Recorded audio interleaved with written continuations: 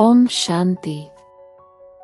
ಇಂದು ಪ್ರಾತಃ ಮುರಳಿ ದಿನಾಂಕ ಅಕ್ಟೋಬರ್ 14, 2025. ಮಧುರ ಮಕ್ಕಳೇ, ಈ ಪುರುಷೋತ್ತಮ ಸಂಗಮಯುಗವು ಕಲ್ಯಾಣಕಾರಿಯಾಗಿದೆ.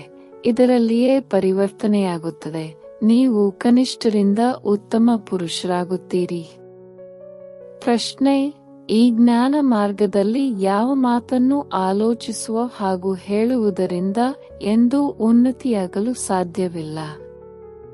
ಉತ್ತರ: ಡ್ರಾಮಾದಲ್ಲಿದ್ದರೆ ಪುರುಷಾರ್ಥ ಮಾಡುತ್ತೇನೆ, ಡ್ರಾಮಾ ಮಾಡಿಸಿದರೆ ಮಾಡುತ್ತೇನೆ. ಇದನ್ನು ಆಲೋಚಿಸುವ ಹಾಗೂ ಹೇಳುವವರ ಉನ್ನತಿಯು ಎಂದೂ ಆಗಲು ಸಾಧ್ಯವಿಲ್ಲ. ಇದನ್ನು ಹೇಳುವುದೇ ತಪ್ಪಾಗಿದೆ. ನೀವು ತಿಳಿದುಕೊಂಡಿದ್ದೀರಿ, ನಾವೀಗ ಯಾವ ಪುರುಷಾರ್ಥವನ್ನು ಮಾಡುತ್ತಿದ್ದೇವೆ? ಇದು ಸಹ ಡ್ರಾಮಾದಲ್ಲಿ ನಿಗದಿಯಾಗಿದೆ. ಪುರುಷಾರ್ಥ ಮಾಡಬೇಕಾಗಿದೆ. ಗೀತೆ: ಇದು ದೀಪ ಮತ್ತು ಬಿರುಗಾಳಿಯ ಕಥೆಯಾಗಿದೆ. ಓಂ ಶಾಂತಿ. ಇದು ಕಲಿಯುಗಿ ಮನುಷ್ಯರ ಗೀತೆಯಾಗಿದೆ. ಆದರೆ ಇದರ ಅರ್ಥವನ್ನು ಅವರು ತಿಳಿದುಕೊಂಡಿಲ್ಲ. ಇದನ್ನು ನೀವೇ ತಿಳಿದುಕೊಂಡಿದ್ದೀರಿ. ನೀವೀಗ ಪುರುಷೋತ್ತಮ ಸಂಗಮಯುಗಿಗಳು ಆಗಿದ್ದೀರಿ. ಸಂಗಮಯುಗದ ಜೊತೆಗೆ ಪುರುಷೋತ್ತಮ ಎಂಬುದನ್ನು ಬರೆಯಬೇಕು. ಮಕ್ಕಳಿಗೆ ಜ್ಞಾನ ಬಿಂದುಗಳು ನೆನಪಿಲ್ಲದೆ ಇರುವ ಕಾರಣ ಇಂತಿಂತಹ ಶಬ್ದಗಳು ಬರೆಯುವುದನ್ನು ಮರೆತು ಹೋಗುತ್ತಾರೆ. ಇದು ಮುಖ್ಯವಾಗಿದೆ. ಇದರ ಅರ್ಥವನ್ನು ನೀವೇ ತಿಳಿದುಕೊಳ್ಳುತ್ತೀರಿ. ಪುರುಷೋತ್ತಮ ತಿಂಗಳು ಇದೆ, ಅದೇ ರೀತಿ ಇದು ಪುರುಷೋತ್ತಮ ಸಂಗಮಯುಗವಾಗಿದೆ. ಈ ಸಂಗಮವು ಸಹ ಒಂದು ಹಬ್ಬವಾಗಿದೆ.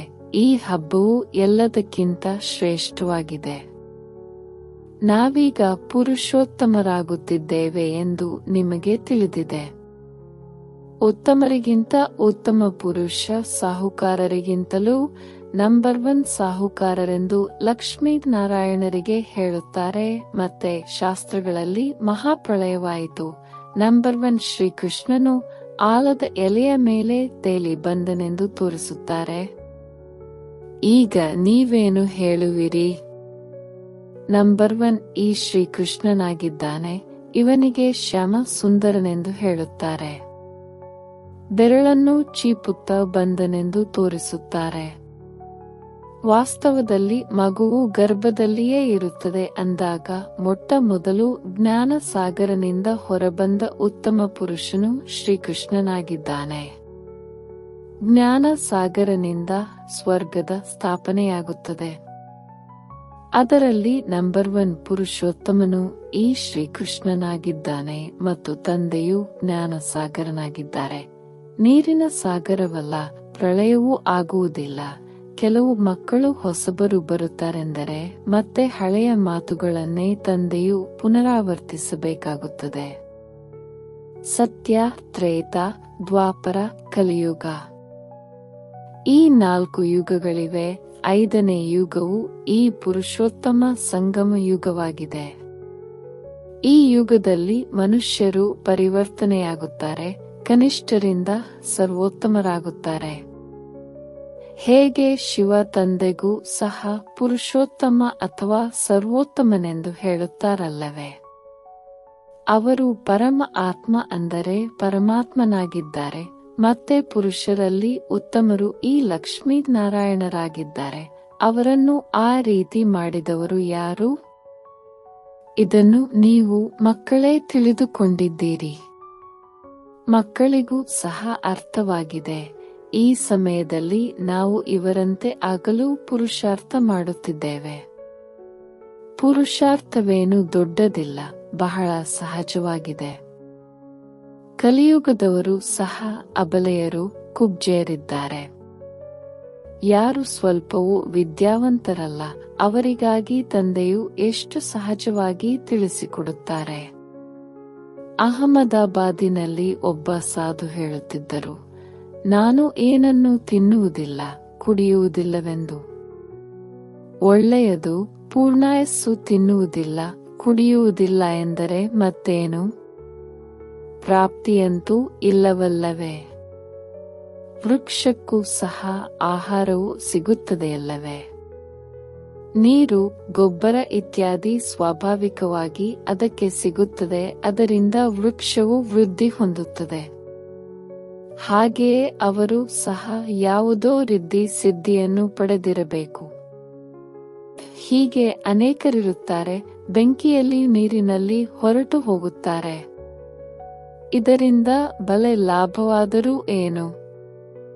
ನಿಮ್ಮ ಈ ಸಹಜ ರಾಜಯೋಗದಿಂದ ಜನ್ಮ ಜನ್ಮಾಂತರದ ಲಾಭವಿದೆ. ನಿಮ್ಮನ್ನು ಜನ್ಮ ಜನ್ಮಾಂತರಕ್ಕಾಗಿ ತಂದೆಯು ದುಃಖಿಯಿಂದ ಸುಖಿಯನ್ನಾಗಿ ಮಾಡುತ್ತಾರೆ. ತಂದೆಯು ತಿಳಿಸುತ್ತಾರೆ, ಡ್ರಾಮಾನುಸಾರ ನಾನು ನಿಮಗೆ ಗುಹ್ಯ ಮಾತುಗಳನ್ನು ತಿಳಿಸುತ್ತೇನೆ. ಹೇಗೆ ತಂದೆಯು ತಿಳಿಸುತ್ತಾರೆ, ಶಿವ ಮತ್ತು ಶಂಕರನನ್ನು ಏಕೆ ಸೇರಿಸಿದ್ದೀರಿ? ಈ ಸೃಷ್ಟಿಯಲ್ಲಿ ಶಂಕರನ ಪಾತ್ರವೇ ಇಲ್ಲ. ಶಿವ ಬ್ರಹ್ಮ ಮತ್ತು ವಿಷ್ಣುವಿನ ಪಾತ್ರವಿದೆ. ಬ್ರಹ್ಮ ಮತ್ತು ವಿಷ್ಣುವಿನ ಆಲ್ರೌಂಡ್ ಪಾತ್ರವಿದೆ. ಶಿವ ತಂದೆಯದು ಸಹ ಈ ಸಮಯದಲ್ಲಿ ಪಾತ್ರವಿದೆ. ಅವರು ಬಂದು ಜ್ಞಾನವನ್ನು ಕೊಡುತ್ತಾರೆ, ನಂತರ ನಿರ್ವಾಣಧಾಮಕ್ಕೆ ಹೊರಟು ಹೋಗುತ್ತಾರೆ. ಮಕ್ಕಳಿಗೆ ಆಸ್ತಿಯನ್ನು ಕೊಟ್ಟು ತಾನು ವಾನಪ್ರಸ್ಥದಲ್ಲಿ ಹೊರಟು ಹೋಗುತ್ತಾರೆ. ವಾನಪ್ರಸ್ಥಿಗಳಾಗುವುದು ಎಂದರೆ ಗುರುವಿನ ಮೂಲಕ ವಾಣಿಯಿಂದ ದೂರ ಹೋಗುವ ಪುರುಷಾರ್ಥ ಮಾಡುವುದಾಗಿದೆ. ಆದರೆ ಹಿಂತಿರುಗಿ ಯಾರೂ ಹೋಗಲು ಸಾಧ್ಯವಿಲ್ಲ, ಏಕೆಂದರೆ ವಿಕಾರಿ ಭ್ರಷ್ಟಾಚಾರಿಗಳಾಗಿದ್ದಾರೆ. ಎಲ್ಲರದು ವಿಕಾರದಿಂದ ಜನ್ಮವಾಗುತ್ತದೆ. ಈ ಲಕ್ಷ್ಮೀನಾರಾಯಣರು ನಿರ್ವಿಕಾರಿಯಾಗಿದ್ದಾರೆ. ಅವರಿಗೆ ವಿಕಾರದಿಂದ ಜನ್ಮವಾಗುವುದಿಲ್ಲ. ಆದ್ದರಿಂದ ಶ್ರೇಷ್ಠಾಚಾರಿಗಳೆಂದು ಕರೆಸಿಕೊಳ್ಳುತ್ತಾರೆ. ಕುಮಾರಿಯರು ಸಹ ನಿರ್ವಿಕಾರಿಯಾಗಿರುತ್ತಾರೆ. ಆದ್ದರಿಂದ ಅವರ ಮುಂದೆ ಎಲ್ಲರೂ ತಲೆಬಾಗುತ್ತಾರೆ. ತಂದೆಯು ತಿಳಿಸಿದರು, ಇಲ್ಲಿ ಶಂಕರನ ಪಾತ್ರವೇ ಇಲ್ಲ. ಬಾಕಿ ಪ್ರಜಾಪಿತ ಬ್ರಹ್ಮನಂತೂ ಅವಶ್ಯವಾಗಿ ಪ್ರಜೆಗಳ ಪಿತನಾದರಲ್ಲವೇ? ಶಿವ ತಂದೆಗೆ ಆತ್ಮಗಳ ಪಿತನೆಂದು ಹೇಳುತ್ತಾರೆ. ಅವರು ಅವಿನಾಶಿ ಪಿತನಾಗಿದ್ದಾರೆ. ಈ ಗುಹ್ಯ ಮಾತುಗಳನ್ನು ಚೆನ್ನಾಗಿ ಧಾರಣೆ ಮಾಡಿಕೊಳ್ಳಬೇಕಾಗಿದೆ. ಯಾರು ದೊಡ್ಡ ದೊಡ್ಡ ತತ್ವಜ್ಞಾನಿಗಳಿರುತ್ತಾರೆಯೋ ಅವರಿಗೆ ಬಹಳ ಬಿರುದುಗಳು ಸಿಗುತ್ತವೆ. ಶ್ರೀ ಶ್ರೀ 108 ಜಗದ್ಗುರು ಎಂಬ ಬಿರುದುಗಳು ಸಹ ವಿದ್ವಾಂಸರಿಗೆ ಸಿಗುತ್ತದೆ. ಬನಾರಸ್ನ ಕಾಲೇಜಿನಿಂದ ತೇರ್ಗಡೆ ಮಾಡಿ ಬಿರುದುಗಳನ್ನು ತೆಗೆದುಕೊಂಡು ಬರುತ್ತಾರೆ. ತಂದೆಯು ಗುಪ್ತಾಜಿಯವರನ್ನು ಏತಕ್ಕಾಗಿ ಬನಾರಸ್ಗೆ ಕಳುಹಿಸಿದರೆಂದರೆ ಅವರಿಗೆ ಹೋಗಿ ತಿಳಿಸಿ, ತಂದೆಯ ಬಿರುದುಗಳನ್ನು ತಮಗೇಕೆ ಇಟ್ಟುಕೊಂಡು ಕುಳಿತಿದ್ದೀರಿ? ತಂದೆಗೆ ಶ್ರೀ ಶ್ರೀ 108 ಜಗದ್ಗುರು ಎಂದು ಹೇಳಲಾಗುತ್ತದೆ. ಮಾಲೆಯೇ 108 ರದಾಗುತ್ತದೆ. ಅಷ್ಟರತ್ನಗಳೆಂದು ಗಾಯನವಾಗುತ್ತದೆ. ಅಷ್ಟರತ್ನಗಳು ಗೌರವಾನ್ವಿತವಾಗಿ ತೇರ್ಗಡೆಯಾಗುತ್ತಾರೆ. ಆದ್ದರಿಂದ ಮಾಲೆಯ ರೂಪದಲ್ಲಿ ಅವರನ್ನು ಜಪಿಸುತ್ತಾರೆ. ಮತ್ತೆ ಅವರಿಗಿಂತ ಕಡಿಮೆ 108 ಮಣಿಗಳ ಪೂಜೆ ಮಾಡುತ್ತಾರೆ. ಯಜ್ಞವನ್ನು ರಚಿಸಿದಾಗ ಕೆಲವರು 1000 ಸಾಲಿಗ್ರಾಮಗಳನ್ನು ಮಾಡಿಸುತ್ತಾರೆ. ಕೆಲವರು 10,000, ಕೆಲವರು 50,000, ಕೆಲವರು 1,00,000 ಸಾಲಿಗ್ರಾಮಗಳನ್ನು ಮಾಡಿಸುತ್ತಾರೆ ಮತ್ತು ಯಜ್ಞವನ್ನು ರಚಿಸುತ್ತಾರೆ. ಎಷ್ಟೆಷ್ಟು ಸಾಹುಕಾರರೋ ಅಷ್ಟು ಲಕ್ಷಗಳ ಸಂಖ್ಯೆಯಲ್ಲಿ ಮಾಡಿಸುತ್ತಾರೆ. ತಂದೆಯು ತಿಳಿಸಿದ್ದಾರೆ, ಮಾಲೆಯು ದೊಡ್ಡದಾಗಿದೆಯಲ್ಲವೇ? 16,108 ಮಾಲೆಯನ್ನು ಮಾಡುತ್ತಾರೆ. ಇದನ್ನು ನೀವು ಮಕ್ಕಳಿಗೆ ತಂದೆಯು ತಿಳಿಸುತ್ತಾರೆ. ನೀವೆಲ್ಲರೂ ತಂದೆಯ ಜೊತೆ ಈಗ ಭಾರತದ ಸೇವೆ ಮಾಡುತ್ತಿದ್ದೀರಿ. ತಂದೆಯ ಪೂಜೆಯು ನಡೆಯುತ್ತದೆಯಿಂದ ಮೇಲೆ ಮಕ್ಕಳಿಗೂ ಪೂಜೆ ನಡೆಯಬೇಕು. ಆದರೆ ರುದ್ರ ಪೂಜೆಯು ಏಕೆ ನಡೆಯುತ್ತದೆ ಎಂಬುದನ್ನು ಯಾರೂ ತಿಳಿದುಕೊಂಡಿಲ್ಲ. ವಾಸ್ತವದಲ್ಲಿ ಎಲ್ಲರೂ ಶಿವ ತಂದೆಯ ಮಕ್ಕಳಾಗಿದ್ದಾರೆ. ಈ ಸಮಯದಲ್ಲಿ ಇಡೀ ಸೃಷ್ಟಿಯ ಜನಸಂಖ್ಯೆ ಎಷ್ಟಿದೆಯೋ ಇವರೆಲ್ಲ ಆತ್ಮಗಳು ಶಿವ ತಂದೆಯ ಮಕ್ಕಳಾದರಲ್ಲವೇ? ಆದರೆ ಎಲ್ಲರೂ ತಂದೆಗೆ ಸಹಯೋಗಿಗಳಾಗುವುದಿಲ್ಲ. ಈ ಸಮಯದಲ್ಲಿ ನೀವು ಎಷ್ಟು ನೆನಪು ಮಾಡುತ್ತೀರೋ ಅಷ್ಟು ಶ್ರೇಷ್ಠರಾಗುತ್ತೀರಿ, ಪೂಜೆಗೆ ಯೋಗ್ಯರಾಗುತ್ತೀರಿ. ಈ ಮಾತನ್ನು ತಿಳಿಸಲು ಮತ್ಯಾರಿಗೂ ಈ ಶಕ್ತಿ ಇಲ್ಲ. ಆದ್ದರಿಂದ ಈಶ್ವರನ ಅಂತ್ಯವನ್ನು ಯಾರೂ ತಿಳಿದುಕೊಂಡಿಲ್ಲವೆಂದು ಹೇಳಿ ಬಿಡುತ್ತಾರೆ. ತಂದೆಯೇ ಬಂದು ತಿಳಿಸುತ್ತಾರೆ. ತಂದೆಗೆ ಜ್ಞಾನ ಸಾಗರನೆಂದು ಹೇಳಲಾಗುವುದು. ಅಂದ ಮೇಲೆ ಅವಶ್ಯವಾಗಿ ಜ್ಞಾನವನ್ನು ಕೊಡುತ್ತಾರಲ್ಲವೇ? ಪ್ರೇರಣೆಯ ಮಾತೇ ಇಲ್ಲ. ಭಗವಂತನು ಪ್ರೇರಣೆಯಿಂದ ತಿಳಿಸಿಕೊಡುವರೆ?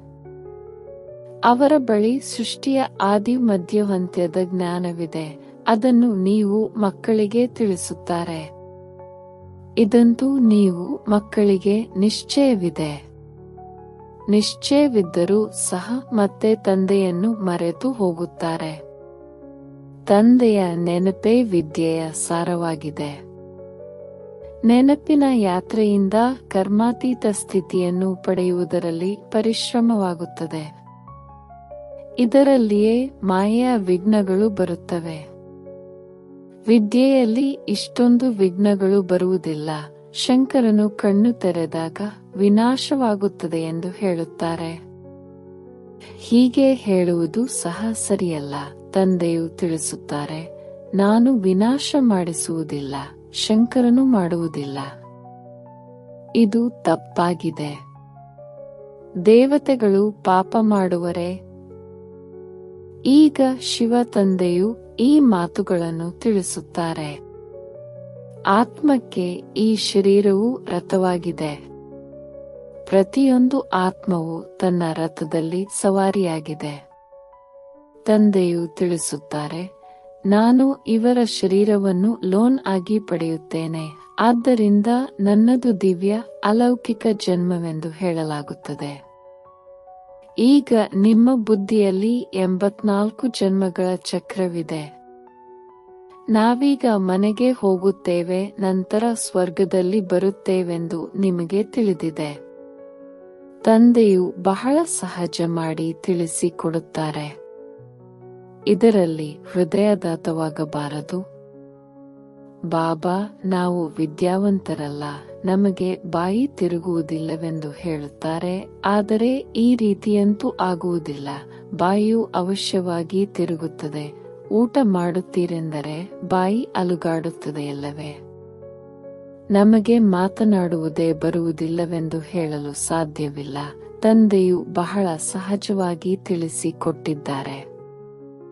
ಯಾರಾದರೂ ಮೌನದಲ್ಲಿದ್ದಾಗಲೂ ಸಹ ಮೇಲೆ ಸನ್ನೆ ಮಾಡಿ ತೋರಿಸುತ್ತಾರೆ, ತಂದೆಯನ್ನು ನೆನಪು ಮಾಡಿ ಎಂದು. ದುಃಖರ್ತ ಸುಖಕರ್ತ ಅವರೊಬ್ಬರೇ ದಾತನಾಗಿದ್ದಾರೆ. ಭಕ್ತಿ ಮಾರ್ಗದಲ್ಲಿಯೂ ದಾತನಾಗಿದ್ದರು, ಈ ಸಮಯದಲ್ಲಿಯೂ ದಾತನಾಗಿದ್ದಾರೆ. ಮತ್ತೆ ವಾನಪ್ರಸ್ಥದಲ್ಲಂತೂ ಶಾಂತಿಯೇ ಶಾಂತಿ ಇರುತ್ತದೆ. ಮಕ್ಕಳು ಶಾಂತಿಧಾಮದಲ್ಲಿರುತ್ತೀರಿ. ಪಾತ್ರದಲ್ಲಿ ನಿಗದಿಯಾಗಿರುವುದು ಕಾರ್ಯದಲ್ಲಿ ಬರುತ್ತದೆ. ಈಗ ವಿಶ್ವವನ್ನು ಹೊಸದನ್ನಾಗಿ ಮಾಡುವುದು ನಮ್ಮ ಪಾತ್ರವಾಗಿದೆ. ಸ್ವರ್ಗದ ರಚಯಿತ ಎಂಬ ಹೆಸರು ಎಷ್ಟೊಂದು ಚೆನ್ನಾಗಿದೆ. ತಂದೆಯು ಸ್ವರ್ಗದ ರಚಯಿತನಾಗಿದ್ದಾರೆ. ತಂದೆಯು ನರಕವನ್ನು ರಚಿಸುವರೇ? ಹಳೆಯ ಪ್ರಪಂಚವನ್ನು ಯಾರಾದರೂ ರಚಿಸುತ್ತಾರೆ? ಯಾವಾಗಲೂ ಹೊಸ ಮನೆಯನ್ನೇ ಕಟ್ಟಲಾಗುತ್ತದೆ. ಶಿವ ತಂದೆಯು ಬ್ರಹ್ಮರವರ ಮೂಲಕ ಹೊಸ ಪ್ರಪಂಚವನ್ನು ರಚಿಸುತ್ತಾರೆ. ಇವರಿಗೆ ಪಾತ್ರವು ಸಿಕ್ಕಿದೆ. ಇಲ್ಲಿ ಹಳೆಯ ಪ್ರಪಂಚದಲ್ಲಿ ಯಾರೆಲ್ಲ ಮನುಷ್ಯರಿದ್ದಾರೆಯೋ ಎಲ್ಲರೂ ಒಬ್ಬರು ಇನ್ನೊಬ್ಬರಿಗೆ ದುಃಖ ಕೊಡುತ್ತಿರುತ್ತಾರೆ. ನಾವು ಶಿವ ತಂದೆಯ ಸಂತಾನರಾಗಿದ್ದೇವೆಂದು ಮಕ್ಕಳು ತಿಳಿದುಕೊಂಡಿದ್ದೀರಿ. ಮತ್ತೆ ಶರೀರಧಾರಿ ಪ್ರಜಾಪಿತ ಬಮ್ಮನ ಮಕ್ಕಳು ದತ್ತು ಮಕ್ಕಳಾದಿರಿ. ನಮಗೆ ಜ್ಞಾನವನ್ನು ತಿಳಿಸುವವರು ರಚಯಿತ ಶಿವ ತಂದೆಯಾಗಿದ್ದಾರೆ. ಅವರು ತಮ್ಮ ರಚನೆಯ ಆದಿ ಮಧ್ಯಾಂತ್ಯದ ಜ್ಞಾನವನ್ನು ತಿಳಿಸುತ್ತಾರೆ. ದೇವಿ ದೇವತೆಗಳಾಗುವುದೇ ನಿಮ್ಮ ಗುರಿಯು ಧ್ಯೇಯವಾಗಿದೆ. ಮನುಷ್ಯರು ನೋಡಿ ಎಷ್ಟೊಂದು ಖರ್ಚು ಮಾಡಿ ಮಾರ್ಬಲ್ ಇತ್ಯಾದಿಗಳಿಂದ ಮೂರ್ತಿಗಳನ್ನು ಮಾಡಿಸುತ್ತಾರೆ. ಇದು ಈಶ್ವರೀಯ ವಿಶ್ವವಿದ್ಯಾಲಯ ವರ್ಲ್ಡ್ ಯೂನಿವರ್ಸಿಟಿಯಾಗಿದೆ. ಇಡೀ ವಿಶ್ವವನ್ನೇ ಪರಿವರ್ತನೆ ಮಾಡಲಾಗುತ್ತದೆ. ಮನುಷ್ಯರ ನಡವಳಿಕೆಯೆಲ್ಲವೂ ಆಸುರಿಯಾಗಿದೆ, ಆದಿ ಮಧ್ಯ ಅಂತ್ಯ ದುಃಖ ಕೊಡುವಂತಹದ್ದಾಗಿದೆ. ಇದು ಈಶ್ವರೀಯ ವಿಶ್ವವಿದ್ಯಾಲಯವಾಗಿದೆ. ಇದೊಂದೇ ವಿಶ್ವವಿದ್ಯಾಲಯವನ್ನು ಈಶ್ವರನೇ ಬಂದು ತೆರೆಯುತ್ತಾರೆ. ಇದರಿಂದ ಇಡೀ ವಿಶ್ವದ ಕಲ್ಯಾಣವಾಗುತ್ತದೆ. ನೀವು ಮಕ್ಕಳಿಗೆ ಈಗ ಸರಿತಪ್ಪಿನ ತಿಳುವಳಿಕೆ ಸಿಕ್ಕಿದೆ. ಮತ್ಯಾವ ಮನುಷ್ಯರೂ ಇದನ್ನು ತಿಳಿದುಕೊಂಡಿಲ್ಲ. ಸರಿತಪ್ಪನ್ನು ತಿಳಿಸಿಕೊಡುವವರು ಒಬ್ಬರೇ ಇದ್ದಾರೆ, ಅವರಿಗೆ ಸತ್ಯವೆಂದು ಹೇಳುತ್ತಾರೆ. ತಂದೆಯೇ ಬಂದು ಪ್ರತಿಯೊಬ್ಬರನ್ನು ಸತ್ಯವಂತರನ್ನಾಗಿ ಮಾಡುತ್ತಾರೆ. ಸತ್ಯವಂತರಾಗಿದ್ದೇ ಆದರೆ ನೀವು ಮುಕ್ತಿಯಲ್ಲಿ ಹೋಗಿ ಜೀವನ್ಮುಕ್ತಿಯಲ್ಲಿ ಬರುತ್ತೀರಿ. ನಾಟಕವನ್ನು ಸಹ ನೀವು ಮಕ್ಕಳು ತಿಳಿದುಕೊಂಡಿದ್ದೀರಿ. ಆದಿಯಿಂದ ಹಿಡಿದು ಅಂತ್ಯದವರೆಗೆ ಪಾತ್ರವನ್ನಭಿನಯಿಸಲು ಬರುತ್ತೀರಿ. ಈ ನಾಟಕವು ನಿಗದಿಯಾಗುತ್ತಾ ಹೋಗುತ್ತದೆ. ಇದು ಯಾವಾಗಲೂ ಹೊಸದಾಗಿರುತ್ತದೆ. ಈ ನಾಟಕವೆಂದು ಹಳೆಯದಾಗುವುದಿಲ್ಲ. ಮತ್ತೆಲ್ಲ ನಾಟಕಗಳು ವಿನಾಶವಾಗುತ್ತವೆ. ಇದು ಬೇಹದ್ದಿನ ಅವಿನಾಶಿ ನಾಟಕವಾಗಿದೆ. ಇದರಲ್ಲಿ ಎಲ್ಲರೂ ಅವಿನಾಶಿ ಪಾತ್ರಧಾರಿಗಳಾಗಿದ್ದಾರೆ. ಅವಿನಾಶಿ ಆಟ ಹಾಗೂ ರಂಗಮಂಟಪವು ನೋಡಿ ಎಷ್ಟು ದೊಡ್ಡದಾಗಿದೆ. ತಂದೆಯು ಬಂದು ಹಳೆಯ ಸೃಷ್ಟಿಯನ್ನು ಮತ್ತೆ ಹೊಸದನ್ನಾಗಿ ಮಾಡುತ್ತಾರೆ. ಅದೆಲ್ಲವೂ ನಿಮಗೆ ಸಾಕ್ಷಾತ್ಕಾರವಾಗುವುದು. ಎಷ್ಟು ಸಮೀಪ ಬರುತ್ತೀರೋ ಅಷ್ಟು ನಿಮಗೆ ಖುಷಿಯಾಗುವುದು. ಸಾಕ್ಷಾತ್ಕಾರವನ್ನು ನೋಡುತ್ತೀರಿ. ಈಗ ಪಾತ್ರವು ಪೂರ್ಣವಾಯಿತೆಂದು ಹೇಳುತ್ತೀರಿ. ನಾಟಕವು ಪುನರಾವರ್ತನೆ ಮಾಡಬೇಕಾಗಿದೆ. ನಂತರ ಹೊಸದಾಗಿ ಕಲ್ಪದ ಹಿಂದಿನಂತೆ ಪಾತ್ರವನ್ನಭಿನಯಿಸುತ್ತೀರಿ. ಇದರಲ್ಲಿ ಸ್ವಲ್ಪವೂ ಅಂತರವಾಗಲು ಸಾಧ್ಯವಿಲ್ಲ. ಆದ್ದರಿಂದ ಎಷ್ಟು ಸಾಧ್ಯವೋ ನೀವು ಮಕ್ಕಳು ಶ್ರೇಷ್ಠ ಪದವಿಯನ್ನು ಪಡೆಯಬೇಕು, ಪುರುಷಾರ್ಥ ಮಾಡಬೇಕು, ತಬ್ಬಿಬ್ಬಾಗಬಾರದು. ಮಧುರಾತಿ ಮಧುರ ಅಗಲಿ ಹೋಗಿ ಮರಳಿ ಸಿಕ್ಕಿರುವ ಮಕ್ಕಳ ಪ್ರತಿ ಮಾತಾಪಿತಾ ಬಾಪ್ದಾದರವರ ನೆನಪು, ಪ್ರೀತಿ ಹಾಗೂ ಸುಪ್ರಭಾತ. ಆತ್ಮಿಕ ಮಕ್ಕಳಿಗೆ ಆತ್ಮಿಕ ತಂದೆಯ ನಮಸ್ತೆ. ಧಾರಣೆಗಾಗಿ ಮುಖ್ಯ ಸಾರ. ವಿದ್ಯೆಯ ಸಾರವನ್ನು ಬುದ್ಧಿಯಲ್ಲಿಟ್ಟುಕೊಂಡು ನೆನಪಿನ ಯಾತ್ರೆಯಿಂದ ಕರ್ಮಾತೀತ ಸ್ಥಿತಿಯನ್ನು ಪಡೆಯಬೇಕಾಗಿದೆ. ಶ್ರೇಷ್ಠ ಪೂಜ್ಯನೀಯರಾಗಲು ತಂದೆಗೆ ಸಂಪೂರ್ಣ ಸಹಯೋಗಿಗಳಾಗಬೇಕು. ಸತ್ಯ ತಂದೆಯ ಮೂಲಕ ಸತ್ಯವಸತ್ಯದ ಯಾವ ತಿಳುವಳಿಕೆಯು ಸಿಕ್ಕಿದೆಯೋ ಅದರಿಂದ ಸತ್ಯವಂತರಾಗಿ ಜೀವನ ಬಂಧನದಿಂದ ಮುಕ್ತರಾಗಬೇಕಾಗಿದೆ. ಮುಕ್ತಿ ಜೀವನ್ಮುಕ್ತಿಯ ಆಸ್ತಿಯನ್ನು ಪಡೆಯಬೇಕಾಗಿದೆ.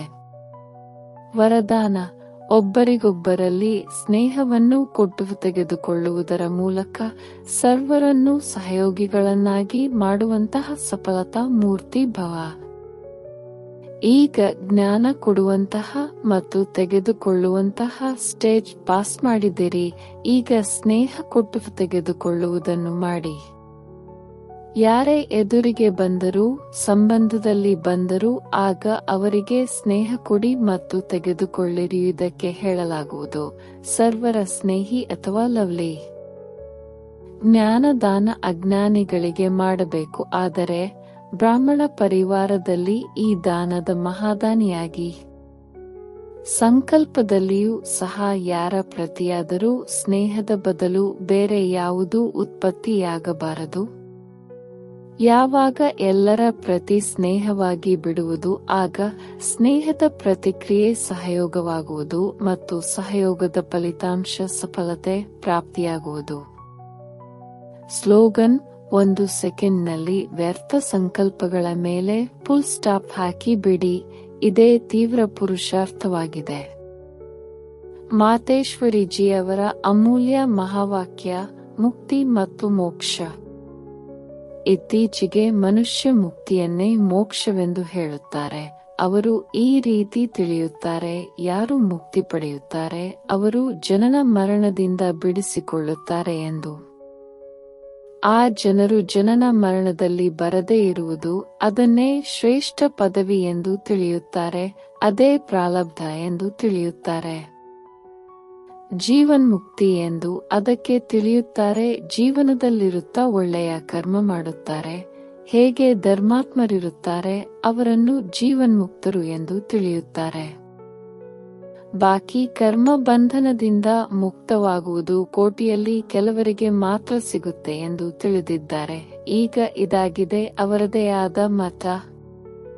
ಆದರೆ ನಾವಂತೂ ಪರಮಾತ್ಮನ ಮೂಲಕ ತಿಳಿದುಕೊಂಡಿದ್ದೇವೆ, ಎಲ್ಲಿಯವರೆಗೆ ಮನುಷ್ಯ ಮೊದಲು ವಿಕಾರಿ ಕರ್ಮ ಬಂಧನದಿಂದ ಮುಕ್ತರಾಗುವುದಿಲ್ಲ, ಅಲ್ಲಿಯವರೆಗೆ ಆದಿ ಮಧ್ಯ ಅಂತ್ಯ ದುಃಖದಿಂದ ಬಿಡಿಸಿಕೊಳ್ಳಲು ಸಾಧ್ಯವಿಲ್ಲ. ಆದ್ದರಿಂದ ಇದರಿಂದ ಬಿಡಿಸಿಕೊಳ್ಳುವುದು ಸಹ ಒಂದು ಸ್ಟೇಜ್ ಆಗಿದೆ. ಆದರೂ ಮೊದಲು ಈಶ್ವರೀಯ ಜ್ಞಾನವನ್ನು ಧಾರಣೆ ಮಾಡಬೇಕು. ಆ ನಂತರವೇ ಆ ಸ್ಟೇಜನ್ನು ಮುಟ್ಟಲು ಸಾಧ್ಯ ಮತ್ತು ಆ ಸ್ಟೇಜನ್ನು ತಲುಪಿಸುವವರು ಸ್ವಯಂ ಪರಮಾತ್ಮನೇ ಆಗಿರಬೇಕು. ಏಕೆಂದರೆ ಮುಕ್ತಿ ಜೀವನ್ಮುಕ್ತಿ ಅವರೇ ಕೊಡುತ್ತಾರೆ. ಅದು ಸಹ ಒಂದೇ ಸಮಯದಲ್ಲಿ ಬಂದು ಎಲ್ಲರಿಗೂ ಮುಕ್ತಿ ಜೀವನ್ಮುಕ್ತಿ ಕೊಟ್ಟು ಬಿಡುತ್ತಾರೆ. ಉಳಿದಂತೆ ಪರಮಾತ್ಮ ಅನೇಕ ಬಾರಿಯಂತೂ ಬರುವುದಿಲ್ಲ ಮತ್ತು ಪರಮಾತ್ಮನೇ ಎಲ್ಲ ಅವತಾರವನ್ನು ಧಾರಣೆ ಮಾಡುತ್ತಾನೆ ಎಂದು ತಿಳಿಯುವಂತಿಲ್ಲ.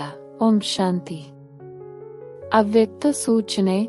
ಸ್ವಯಂ ಮತ್ತು ಸರ್ವರ ಪ್ರತಿ ಮನಸ್ಸ ಮೂಲಕ ಯೋಗದ ಶಕ್ತಿಗಳ ಪ್ರಯೋಗ ಮಾಡಿ. ಮನಸ್ಸ ಸೇವೆ ಬೇಹದ್ದಿನ ಸೇವೆಯಾಗಿದೆ. ಎಷ್ಟು ನೀವು ಮನಸ್ಸಿನಿಂದ ವಾಣಿಯಿಂದ ಸ್ವಯಂ ಉದಾಹರಣೆಯಾಗುತ್ತೀರೆಂದಾಗ ಉದಾಹರಣೆಯನ್ನು ನೋಡಿ ಸ್ವತಃವಾಗಿ ಅನ್ಯರು ಆಕರ್ಷಿತರಾಗುತ್ತಾರೆ. ಕೇವಲ ದೃಢ ಸಂಕಲ್ಪವಿಟ್ಟರೆ ಸಹಜವಾಗಿ ಸೇವೆಯಾಗುತ್ತಿರುತ್ತದೆ. ಒಂದು ವೇಳೆ ವಾಣಿಗಾಗಿ ಸಮಯವಿಲ್ಲವೆಂದರೆ ವೃತ್ತಿಯಿಂದ ಮನಸ್ಸ ಸೇವೆಯಿಂದ ಪರಿವರ್ತನೆ ಮಾಡುವ ಸಮಯವಿದೆಯಲ್ಲವೇ? ಈಗ ಸೇವೆಯಿಲ್ಲದೆ ಸಮಯವನ್ನು ಕಳೆಯಬೇಡಿ. ನಿರಂತರ ಯೋಗಿ, ನಿರಂತರ ಸೇವಾದಾರಿಯಾಗಿರಿ. ಒಂದು ವೇಳೆ ಮನಸ ಸೇವೆ ಮಾಡಲು ಬರುವುದಿಲ್ಲವೆಂದರೆ ತಮ್ಮ ಸಂಪರ್ಕದಿಂದ, ತಮ್ಮ ಚಲನೆಯಿಂದಲೂ ಸೇವೆಯನ್ನು ಮಾಡಬಹುದು. ಓಂ ಶಾಂತಿ. ನಿಮಗೆ ಇಷ್ಟವಾದರೆ ದಯವಿಟ್ಟು ಚಾನೆಲ್ ಸಬ್ಸ್ಕ್ರೈಬ್ ಮಾಡಿ. ಓಂ ಶಾಂತಿ.